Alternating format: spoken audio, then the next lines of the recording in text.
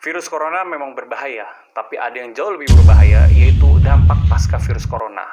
Yang pertama, dampak sosial. Orang sudah terbiasa menjaga jarak, mengurangi interaksi satu sama lain, dan lain sebagainya. Yang kedua, yang paling mengerikan justru sebenarnya adalah dampak ekonomi. I got a bad feeling about this. Banyak orang yang telah terdampak, banyak perusahaan yang mem-PHK karyawannya, banyak orang kehilangan pekerjaannya. Dan bukan hanya itu saja, ternyata pertumbuhan produk domestik bruto atau PDB kita turun dari triwulan keempat tahun 2019 yang berjumlah 4,97 turun menjadi 2,97 di triwulan pertama tahun 2020. Ini yang harus kita antisipasi bersama. Bagaimana caranya dan solusinya? Kartu prakerja, ya itu jadi solusi jangka pendek. Tetapi bagaimana dengan jangka panjangnya? Tidak akan ada pekerjaan kalau tidak ada lapangan pekerjaan. Walaupun semua pekerja sudah dilatih dan siap bekerja, namun tidak ada tempat kerja untuk apa? Jadi, solusinya bagaimana?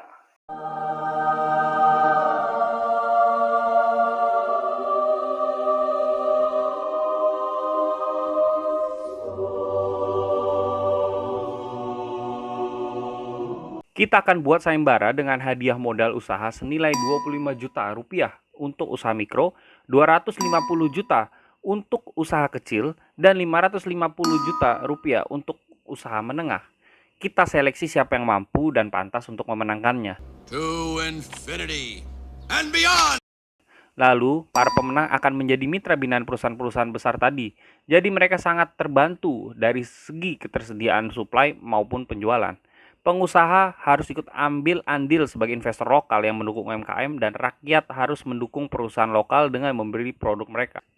Mari kita lihat program Kartu Prakerja sebesar 5,4 triliun dibagi 3.550.000 rupiah sama dengan 1.521.000 tenaga kerja yang akan menerima manfaat sekali dalam hidup mereka.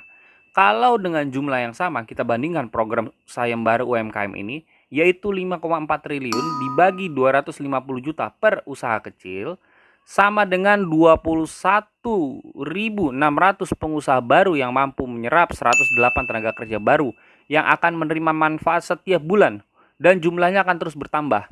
Dan dampak ekonomi akan langsung terasa sampai ke rakyat kecil. Pemerintah harus ambil andil dalam program ini agar merubah mindset rakyat Indonesia dari cari kerja menjadi membuat lapangan kerja. Buat Anda yang mengeluh dan protes mengenai investor asing di Indonesia, jangan hanya bisa teriak-teriak saja atau protes saja. Itu terjadi karena Anda sendiri yang tidak menghargai produk dalam negeri. Anda yang tidak membeli produk dalam negeri, Anda sendiri yang tidak mendukung para pelaku usaha dalam negeri. Walaupun produknya lebih jelek, tetap belilah agar dapat menjadi lebih baik. Walaupun harganya lebih mahal, tetap dibeli agar dapat menurunkan harganya. Bagaimana para pengusaha lokal dapat belajar memperbaiki produknya, menciptakan harga yang lebih murah kalau produknya tidak pernah Anda beli. Investor asing masuk ya karena Anda yang tidak menghargai investor lokal. Ya karena Anda tidak menghargai. Budaya Indonesia itu menghormati, namun sayang bukan menghargai. Anda bertemu orang yang lebih tua, bisa menundukkan diri dan bilang permisi, itu namanya menghormati.